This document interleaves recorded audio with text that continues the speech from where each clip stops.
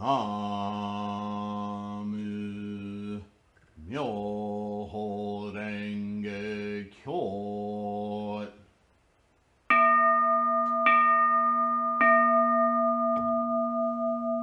나무 묘호랭개교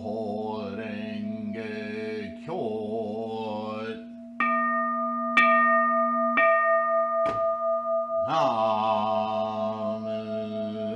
묘호랭개교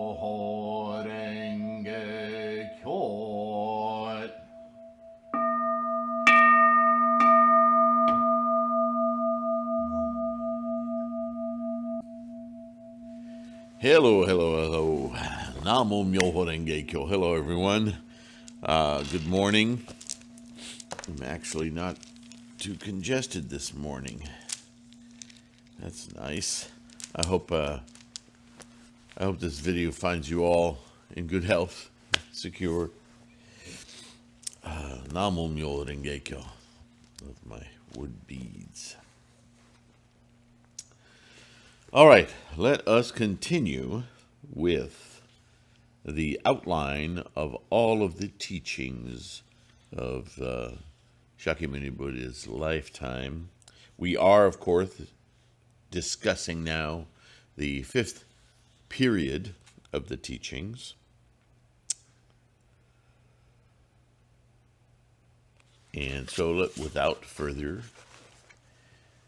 alliteration, let us dive right in.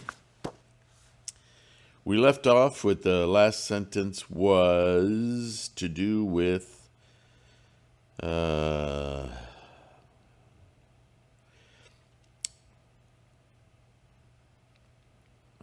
he's still demonstrating the context differences between the four doctrines and the fifth period and the beginning of the fifth period and the theoretical, and we're going to get into the essential here, but he's still prepping that ground, right? So he continues, the following are words of Grandmaster Tien-Tai and Miao, urging ordinary people in the latter age of degeneration to have confidence and conviction in the Lotus Sutra.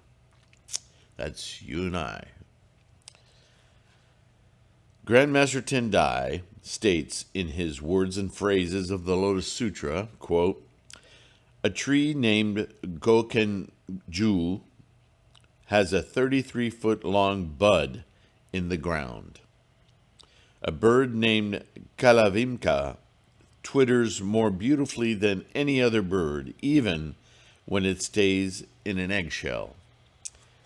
So, almost haiku, yeah? So, it'll become a little clearer as we continue here. This explains the merit of the 50th person who rejoices at hearing the Lotus Sutra transmitted one after another by those who rejoice at hearing the Lotus Sutra. The Buddha graciously revealed the merit of the 50th person in order to preach that the merits of an ignorant person who rejoices at having an opportunity to hear the Lotus Sutra for even a moment are 100,000 billion times more valuable than the merit of a great saint who has upheld the expedient practices and teachings expounded in the pre-Lotus Sutra for eons. This is a very important teaching of Shakyamuni Buddha, and I want to make sure that that's abundantly clear here.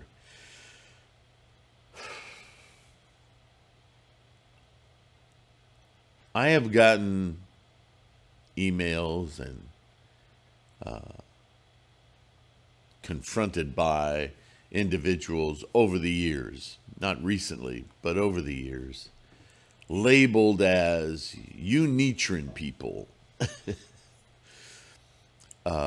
There are those who feel, and hopefully their minds have changed, that what Nichiren writes, or certainly those of us who represent Nichiren's doctrine. And there are organizations and sects, and we've talked about that. Not everyone who says Nichiren is speaking from the same clarity of practice of the Lotus Sutra and Shakyamuni's Buddhism, right? A lot of people who study Nichiren are misled, frankly, by teachers who,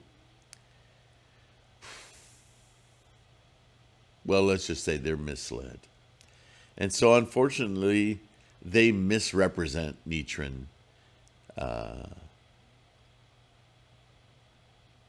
And so, non-Nichiren people, other people who call themselves Buddhists who are practicing early teachings that stay away from Lotus Sutra practice, very sad. They need to be made to understood the relative teachings of Shakyamuni. See, there's a great misconception out there, even amongst those who call themselves followers of Nichiren, that Nichiren invented certain things in Buddhism, which is simply untrue. What Nichiren is a scholar, right? This is the practice of Buddhism and pre-Buddhism. People dedicate their lives throughout history to a specific endeavor or teaching, right? I apologize. I spoke too soon earlier. Sinuses are interesting, aren't they? Anyway, and so there are these very strong claims throughout Buddhism, but certainly in the Lotus Sutra teachings of Shakyamuni, not Nichiren, that quixotically these other sectarians took issue with me and others of us. I'm sure you've had this experience. If not, don't be surprised when it happens. That they accuse us of being supremely arrogant. And not realizing that they're railing against something Shakyamuni, who they're supposed to be students of, said and has been captured in translations for thousands of years, documented in sutras. Just because Nichiren says it doesn't mean that it's suddenly something new and bold and arrogant. This is Shakyamuni's teaching, right? But when people are misled, first of all, they don't represent well. And secondly, people who've been confronted by those people who are misled are also misled. Well, they're misled by the very nature that they're not practicing correctly the teachings of the very Buddha that they claim to follow. The lack of scholarship in, let's just talk about human beings who, and I love that quote, thinking they've achieved what they have not, right? This is in every endeavor, by the way. It's not strictly Buddhist, but in Buddhism, we certainly see it clearly.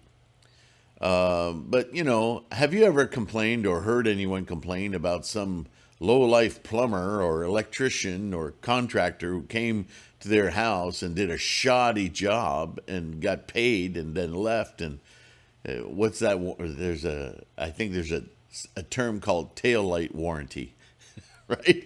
Oh, yeah, it's warranted, as long as you can see my tail lights as I leave, right? Well, why does that happen? Why can't you reliably call a tradesman, quote unquote, and expect a level of quality, or at least a consistency of quality amongst all of those who claim the title of plumber, electrician, craftsman, mill worker, stair maker. I don't care what it is, right? It's this human behavior of, I know some terminology, therefore I'm an expert. I know how to swing a hammer, therefore I can build a house. Right? Well, it's no different in academic circles. He said it. Yeah, that's right. Not everyone with an advanced degree or a high school diploma is worthy of, put the effort of, really qualifying for the certificate, accolade, piece of paper, name, label, whatever, that they've taken. And you could say, yeah, well, that's the fault of the institution. Well, you're not wrong, but it's much bigger than that, right?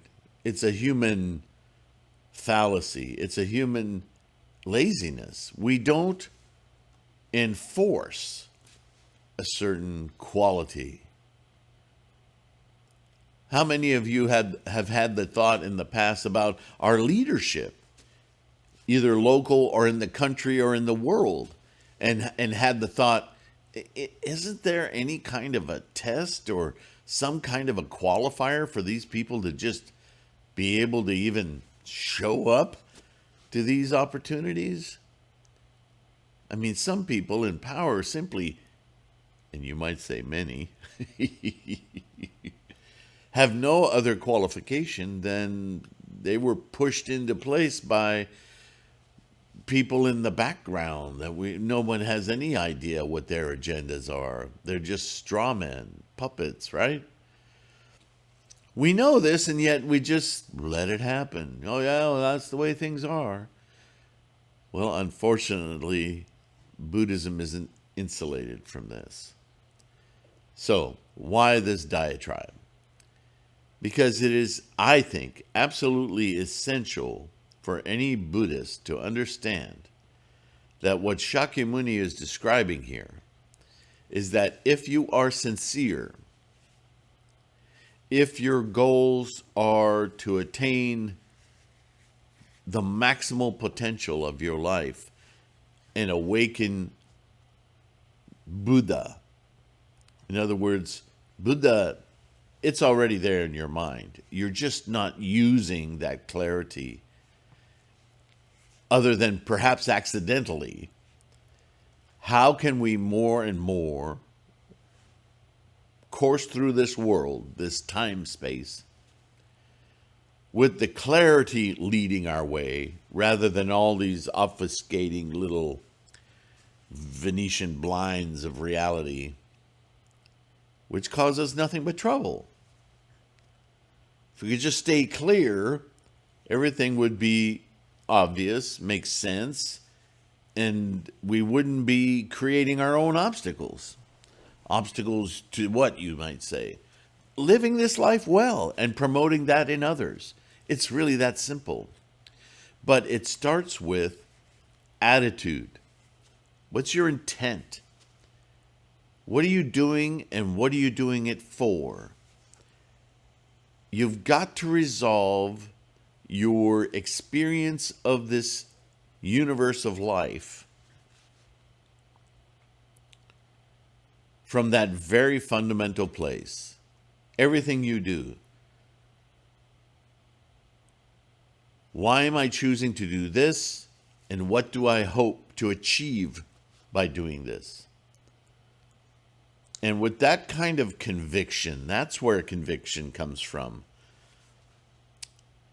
Not, I like the way that sounds, so I'm going to do that. That's not conviction. That's just a ring in your nose being pulled. That's just following someone else's conviction. Have your own conviction. Feel strongly about it. If you have that kind of conviction, determination, what word do I need to come up with to indicate that your life is your own and that you are commanding the ship, your life through time. What is your momentum looking like? Where is your life going? Are you aware? Do you even care?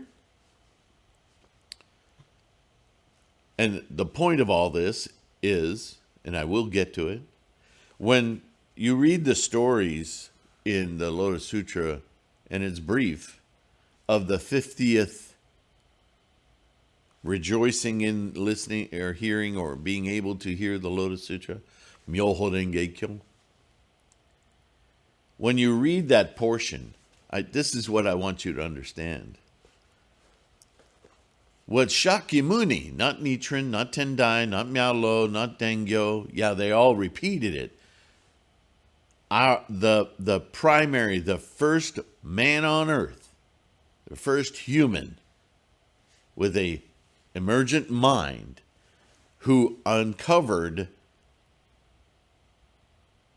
our innate ability of complete clarity, Buddha, is saying to you, is saying to me, if your resolve, and Nichiren repeats this all the time, but Nichiren didn't invent it, if your resolve, if your conviction, if you're deep cellularly in your body, mind, brain, whatever you want to call it, know absolutely that Buddha-ness absolutely is real in this life, in this experience of life. We can manifest that clarity of vision, understanding, experience of life with excitement, with a knowledge that this is amazing. I need to keep working toward it, and I need to keep maintaining it, being in it, Buddha-ness. With that kind of conviction, that's how something can be called truth, yeah? That's what a real truth is. Something that doesn't get altered by situational vicissitudes. Something fundamental. When you transfer that kind of conviction and resolve to another sentient mind, such that they are impressed by, and you've been in a situation in your life where you've met somebody who's altered your very perceptions of life simply because of their strength of character and conviction. Yeah, we've all experienced that. Admittedly, it's seldom. Lamentably, it's seldom. But we need to be that kind of person. We need to be practicing for our own lives, so determined, so convinced, so knowingly, that even if we casually answer a question about Buddhism, or inform somebody about, or get them to come and chant with us, I mean, that's the most base practice you could do. This works. Come try it. No, don't barrage. Did you feel that? No, don't do that. That's diminishing. They come and chant with you. Let them ask the questions. Be quiet. Or if they don't say anything, say, look, if you're interested, chew on this for a while. See what you think. And if you want to know more, do more, or just come over and chant with me, whatever, my door's open to you. And I don't know everything, but I have sources, and you can go to them without me. And let me get in your way, because it's not about person. See, we all think we need to be the person with all the answers, or we can't do it right. Well, it's not about you. It's about Myoho Renge Kyo. It's about the law. It's about Buddha. It's already there. You don't need to explain it. Everyone needs to understand it for themselves. All we can do is offer the path, offer a way for them to find their own path. Yeah? We're handing them a compass. You don't have to answer everything. You cannot answer everything because their questions are different than your questions.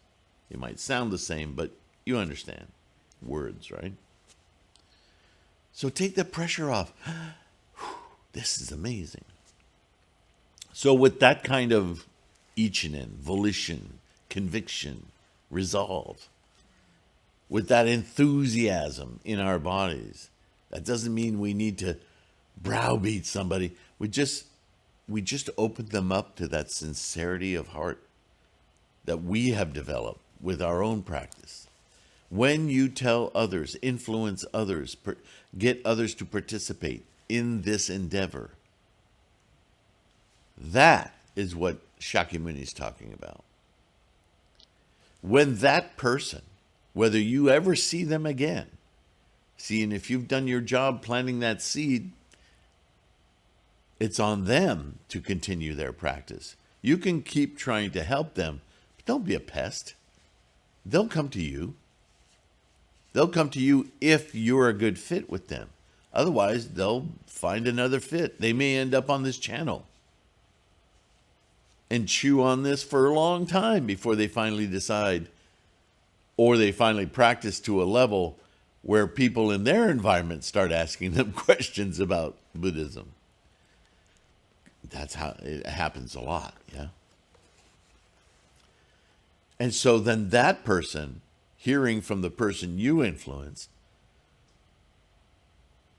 becomes excited, imbued with this initial strength and conviction that you planted. That goes to another person, and then they tell another person, and they tell another, all the way down to the 50th person with that conviction, like a skipping stone on the water, transfers from one to another, to another, to another, to another. By the 50th person, it still has the same power, the same intimacy, the same, what do you call that? Let's call that intent. That's what I'm talking about. If your attitude is clear on the strength of this law of Buddhahood, then your intent, as you discuss it with others, even calmly, not with, fire and brimstone, that you just answer a casual question, that you invite them to chant with you. If your attitude is in that place, then your intent will be in that place. And it will be felt. This is why I talk about influence all the time. If you're trying to convince yourself of your practice, that attitude is going to be transferred, and people will have doubt. They may take it and run with it, but I'm pointing at something here. If your conviction is not absolute, then that is what you will transfer. That will be in your influence, your intent. So this is why I say it's best not to go there. Don't try. Because if your attitude still has doubt in it, that's okay. Because if you don't transfer that intent to others, if you say to them, I'm working on this, it's having lots of effects in my life, but it's still a project, an ongoing project for me. Would you come and check it out with me? Oh, that's a different way. That's a different attitude. But the intent is still very nurturing. It's very discovery oriented. That's great. You don't have to be floating on lotus petals in midair to have the proper influence. It's all about your attitude. If you're not there, it's okay. I'm working on getting it there. Aren't we all? If you've experienced it and you want others to experience it with you, that's excellent. That too works. There's a certain depth of honesty in Buddhist practice. And it always, always, always comes back to your attitude. Yours. Are you convincing yourself? Are you convinced? This is absolutely the most important issue of your Buddhist practice.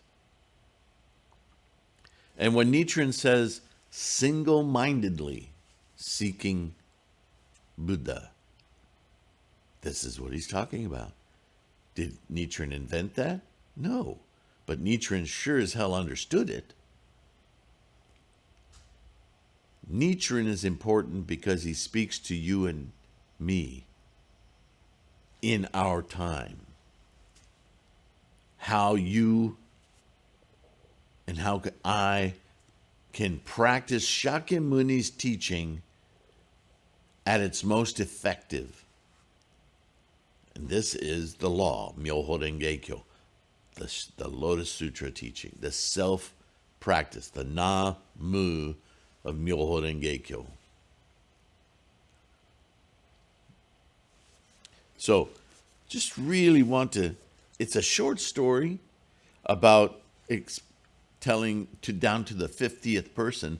The example, the reason it's written is to impress upon us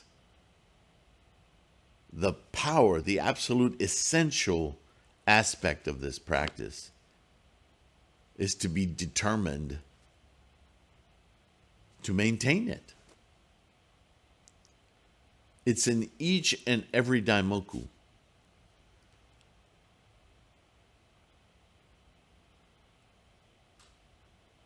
And if you're not chanting that way, well,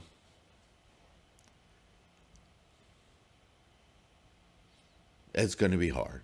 It's going to be a long, long time coming. You need to raise your conviction. And this is why I've said before in videos in the past, I haven't said it in a while, but sometimes when your life's in the shitter, this is where you get doubt. This is when you need to go to your Butsudan, stare down this mandala, and demand.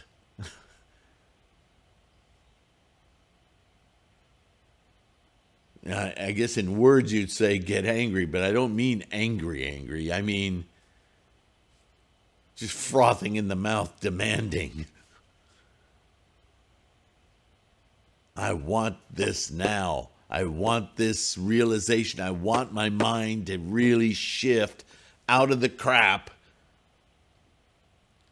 I want to see clearly how to proceed in this samsaric construct that I've found myself in. Not why am I here, maybe how am I here, but more importantly, how do I move from here?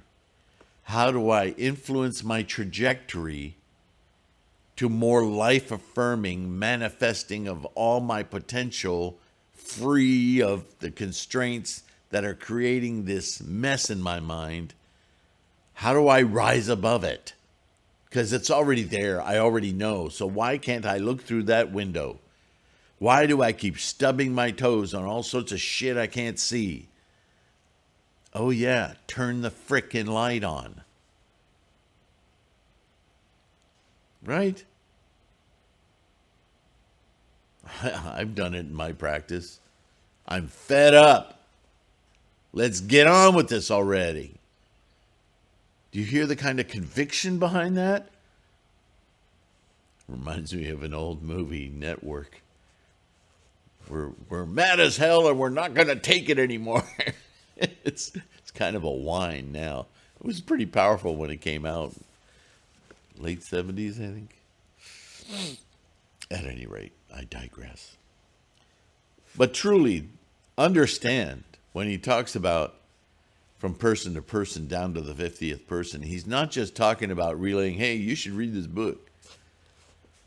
He's talking about, maybe that's what you say, but what's your intent? What's your attitude when you do it? Because that's what's really transferring.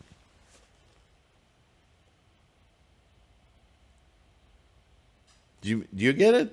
How many times if you've ever had the opportunity to loan a book out to somebody, and you go, hey, you should probably read this, it's pretty good. And then you see them months and months later. Have you read that book yet? Oh, that's right. I got that book. Yeah, I don't even know where it is right now. No, I never got around to it. Well, don't be mad. They're just reflecting your attitude and your intent. I'm telling you, if you say, I found this and this made me think this way, and I've discovered parts of myself I just never understood before, just from reading this chapter in this book. It's so amazing. It has all this da-da-da. And key, they say to you, what book is that? No, I've never read that. And even more key, do you think, are you done with that book? Do you think I could borrow it? And don't be too willing. We're human beings after all. Be wise. Say, well, I'll send you a link on Amazon. You can get the whole thing for, $5, $10, whatever. It's pretty cheap if you're interested. Have them make a cause. Why? Because that demonstrates just how valuable the book is to you. Attitude, intent. If they're not willing to make the cause to own the book for themselves, then how much respect are they going to have for something they got for free? Because in our world today, if you get it for free, well, you just should. Why work? I'm serious about this. If this practice is truly meaningful to you, then you should value it. Don't just hand it out indiscriminately in parking lots. What the hell is that? Sure, influence everyone you meet and run into, but you're going to do that without uttering a word because it's all about your attitude. That's what influences them. Or anyone. Or ourselves, for that matter. What's your attitude when you wake up in the morning? We're all in relationships. Our mind is in relationship with our body. Yeah. So that's what this example is about, the relationships and how much authenticity are in them, because that authenticity never diminishes, ever. Without authenticity, fizzle, just doesn't go very far. So it's a critical point about understanding how we spread Buddhism. This is why Grandmaster Tien-Tai presented these sayings to show the heart of this sutra. The Kokenju tree grows 33 feet in height a day. Obviously, bamboo doesn't even grow that fast. But do you understand that if it grows 33 feet a day, and as he said earlier, it has a bud 33 feet deep, do you see the association now? If your conviction is deep, then your growth every day is equivalent to your conviction. Right? Attitude, intent. The bird Kalavimka, even when very young, twitters more beautifully than other birds, large or small. Therefore, its song can be heard from within its own shell before it's even birthed. These are analogies, right? Thus, Tien-Tai compared the long period necessary to practice the expedient teachings to the slow growth of various plants and trees and the immediate attainment of Buddhahood through the practice of the Lotus Sutra to be the rapid growth of the Kokenju, which grows 33 feet a day. So there it is. If you meet people who are practicing Hinayana Buddhism or pre-Lotus Sutra Buddhism, chanting Amida Buddha, or Zen, or these other modes of practice, understand that they're trapped. They're trapped in samsara, because those practices will never get them to Buddhahood. They're always looking at the finger pointing. You see? He also compared great or minor saints to those who keep expedient teachings to various birds. Ordinary people who intently keep conviction in the Lotus Sutra to the cry of the Kalavimka bird in the eggshell, which is superior to that of other birds. In other words, no matter how well publicized and informed all over the world these other inferior sects may be popular or renowned, they're never going to achieve the primary stated goal of Buddhist practice. That when you come along with Namu Myoho Renge Kyo, that voice, that conviction, that attitude, that enablement, that, what shall we call it? Ultimate truth. That'll just run through without fail, consistently throughout time. Whereas the other popularity contests, they're ephemeral. They have moments of excitement, they fall away. Because they're not complete. They won't get there.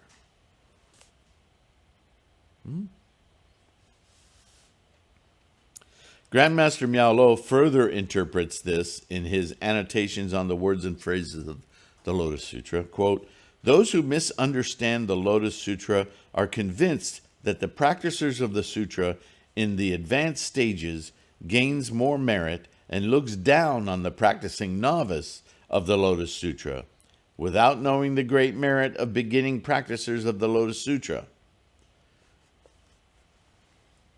Well, this is the very confrontation I was talking about earlier.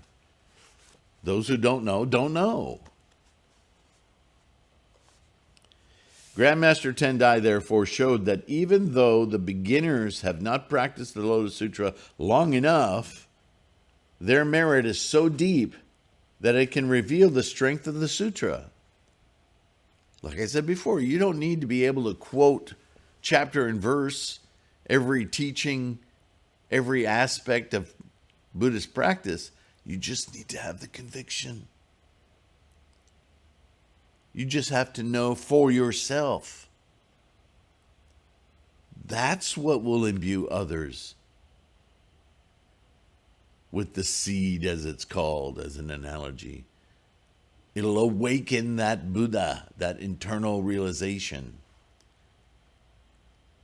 and bring it to bear in whatever form they need it in their lives to be. Just make sure your conviction is true, intimate, and strong. It doesn't matter that you haven't read 84,000 teachings. It doesn't matter if you haven't even read the entire sutra yet. If your Gongyo sucks, it doesn't matter. It's your ichinen, your will, your attitude, your intent. I'm going to learn how to do this Gongyo right. That's it.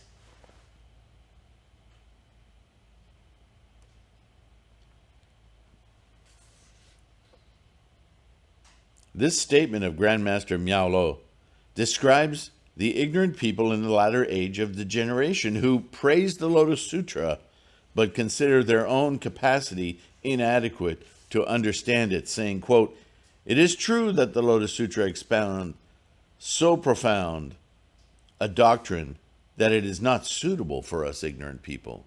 They're buying into what these other teachers have told. Don't try so hard. You don't need to do that. That's for special people, that Lotus Sutra. That, yeah, that might work, maybe for 1 in a million. But, come back here and put your hands like this and chant like that. And what? Do the hokey pokey. What are you talking about? But people are lazy. No, that's easier to do. I'll do that. And then I'll be part of a good club. So what's your attitude and intent?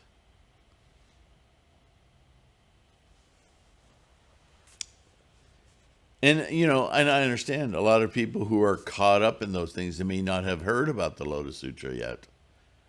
Seems impossible in this day and age, but. And so if they're following teachers and they've gained something in their practice, in their community of practice, they may be truly sincere. And this is the lamentable thing. They'll never succeed. So this is where our compassion comes in, yeah?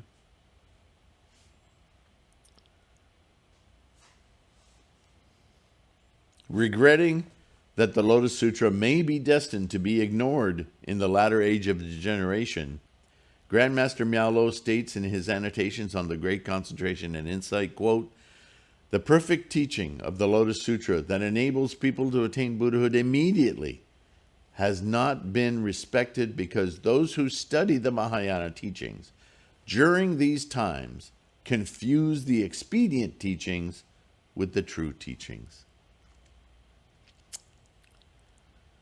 Furthermore, in the age of semblance dharma, or the latter age of degeneration, the spiritual capacity of the people diminishes and their conviction weakens.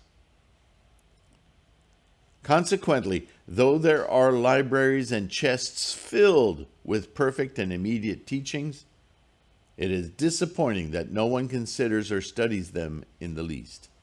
People are born with no purpose and die in vain without meeting Buddhism. How can we allow that to happen? It's the whole reason for being a sentient mind in samsara is to observe the magnificence of it. How can you let a single a single person, die never having experienced their full potential? Look, it's been happening for thousands of years, yeah? That doesn't make it more acceptable, though. How sorrowful this is. Yeah, agreed. Someone may say, quote, "Just listening without any type of practice does not bring any merit," end quote. This person does not fully understand the everlasting merit that just listening to the Lotus Sutra can cause one to become a Buddha. I've had people come here curious, and friends bring them along. And I just recently had 5 people sitting here, and we were just having a chat about Buddhism with this open Butsudan behind me. And we were talking about aspects of Buddhism. And this guy just sat in this chair, back in his chair with his arms crossed, and kind of making sure he was staring me down the whole time, like, "You're not going to convince me, you Svengali. I don't believe that's a word you say." He didn't say anything. But his posture and his stare said everything, yeah? I called him out on it. I laughed at him. I'm not sure what his friends thought of that. But he got my attitude and my intent. You'd have to hear what I was saying, but what I was transmitting to him was, "You're not affecting me with your stare down and your posture. I'm completely convinced. I know something that you do not." No, he never came back. Even if he took up Buddhism and started practicing correctly, he'd probably be too embarrassed to come back because he knows I saw him.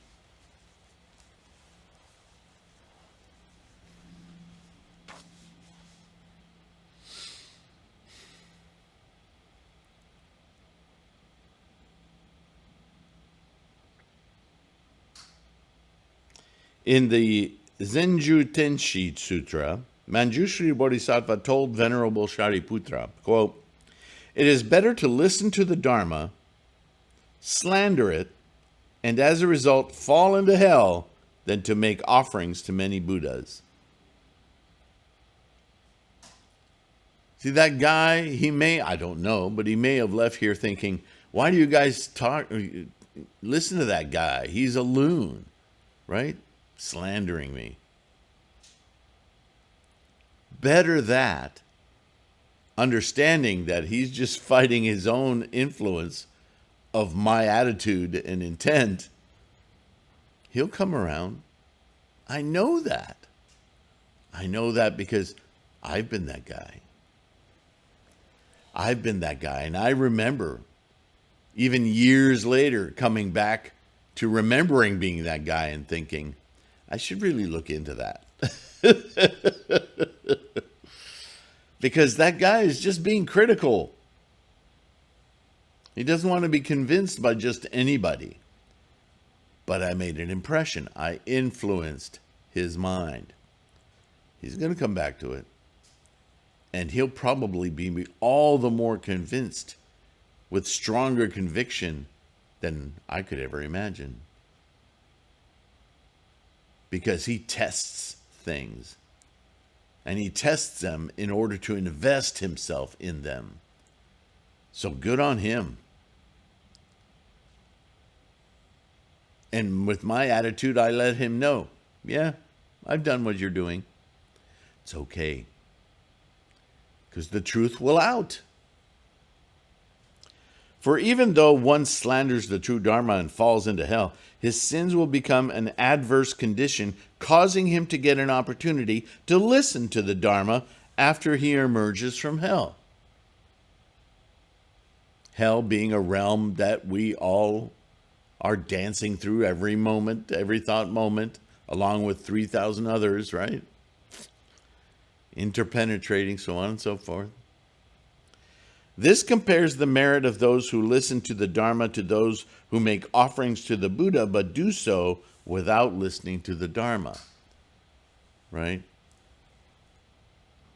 If you believe that Buddha-ness is something that's given to you by some outside force, and so you make offerings to this mystical Buddha of your mind, like chanting to Amida, eventually, you'll give me.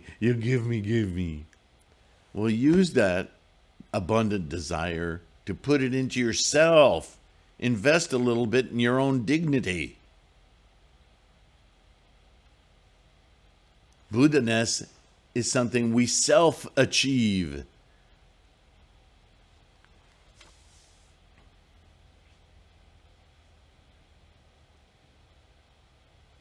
Listening to the Dharma, even slandering it, can be the seed for Buddhahood, as I was just describing. Though this will take a long time. Yeah, that's the rub. Needless to say, this is not compared to the merit to those who listen to and contemplate the Dharma and strive to practice it. Namo Myoho Renge Kyo. Is that not the program that Nichiren has laid for at our feet and said, just do this? Shakyamuni taught us how to do this. Just do this. That's Nichiren. Now Nichiren goes on. Miao-Lo also preaches in his annotations on the words and phrases of the Lotus Sutra, quote, if a phrase of the Lotus Sutra fills your heart, you can be sure it will help you to reach the other shore of enlightenment. If you contemplate and practice the Lotus Sutra, the Myoho Renge Kyo, it is sure to be a ship which can cross the great ocean of birth and death and reach the other shore of enlightenment. The ocean of birth and death. Each thought moment, birth, death, birth, death, birth, death, birth, death, birth, death, an ocean of them. See how that's a description of time? And in the very next birth, death can be in Myoho Renge Kyo, your Buddha-ness. This is why it's immediate. This is why it's perfect.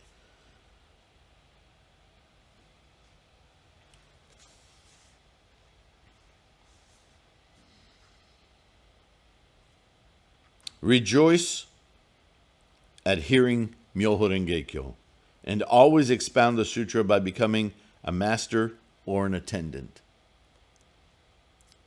Whether you're helping somebody practice, chant, or you are leading. Whether you believe or abandon it, the Lotus Sutra can open the way to Buddhahood once you hear it. Whether you follow or disobey the Lotus Sutra, the Myoho Renge Kyo, you will become a Buddha in the end because of the merit of having heard this sutra. I think that the phrases, quote, whether you believe it or abandon it, end quote, and whether you follow or disobey the Lotus Sutra, end quote, are truly impressive.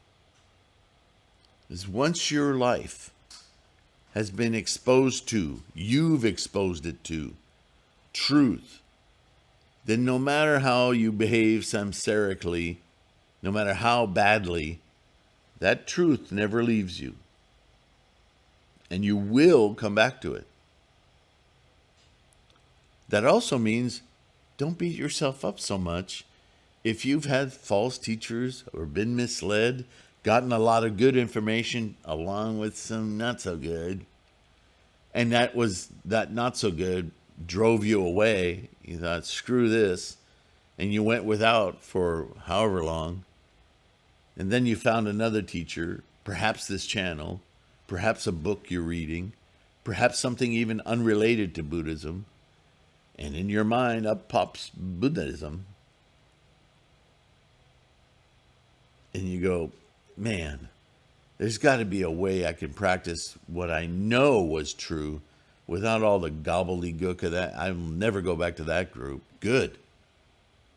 Because as Shakyamuni says so many times in his sermons, this is about you. Don't follow me.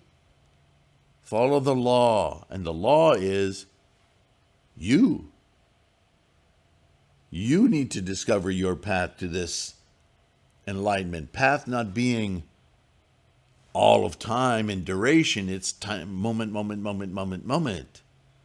Make a freaking decision for yourself. Enlighten. You need to share with others to gain your confidence? Fine. But don't be dissuaded if somebody has some odd thoughts in their mind. If anything, just recenter yourself, and that will change their mind. You don't have to try to change their minds. Just get it right. That's all you need to do. This is a very personal practice. Okay. Well, I've gone on and on again. All right. So I think ending on truly impressive is probably an adequate point. So we will continue after this short commercial break. Anyway, I'll see you in the next video. Thank you for being here. Don't forget to like, subscribe. Please do that.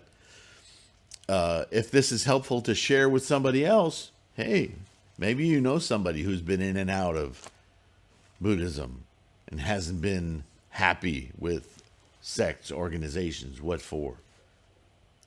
Show them what you found. Send them a video. Maybe this is the one. Maybe there's a different one. There's hundreds of videos on this channel.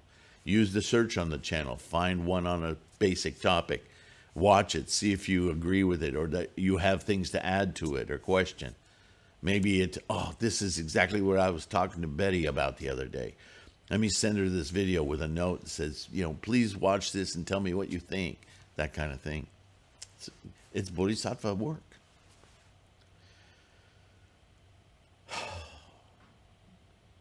those of you who are getting mandalas or buying a book at the bookstore or just using the free resources at threefoldlotus.com, downloading the audio podcast or watching these videos, drop me a note in the comments. Let me know that that's happening for you. Just because I'd like to be aware. It's nice to see the numbers grow and that there's people slowly. This Sangha is growing, and I'm so grateful that this is helping you guys with your practice. I don't need, aggrandizement or any of that. I just want to know how you're doing in your practice. Is there something you'd like to know about? Something, maybe it's in the channel, you don't know how to find it. I'll send you the link. Right? That's what I'm here for. This is my mission in doing this. Right? Take care of yourselves. Be kind to yourselves. That's the only way you can be kind to others, if you learn how to be kind to yourself, right? There's a great amount of understanding that comes with that. And we'll continue real soon. I'll see you in the next one. Bye for now.